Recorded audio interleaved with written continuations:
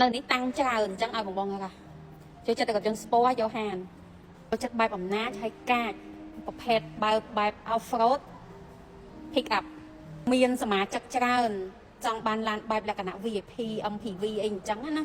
មានតែកង់បើកអីប៉និតអីនេះបង BYD M9 Super Hybrid ចង់បានប្រភេទប្រើសាំងផងអគ្គិសនីផងបែបលក្ខណៈមិនសមចៃតម្លៃរៀងធូរបងអាចមើល Model C Lion 5 បាន Hybrid ដូចគ្នាក៏ប៉ុន្តែចង់បាន option រៀងទំនើបមើលជាមួយនឹង C Lion 6 បានបងចង់បានបែបលក្ខណៈថាបែប C Viላይ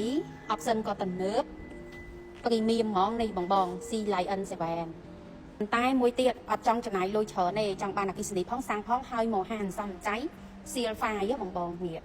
14900 ចង់បានប្រភេទឡានខ្ជួតហើយប្រភេទអគ្គិសនីសុទ្ធងាយថែទាំជិះបានឆ្ងាយមកហានសំចៃសាក់តថ្មជីកតម្លៃធូរមើលទៅលើស៊ីកាលបានបងតែចង់បានធំជាងស៊ីកាលបន្តិចអគ្គិសនីសុទ្ធបងមើលទៅលើ BYD Atto 2 5កៅអីអានេះ4កៅអី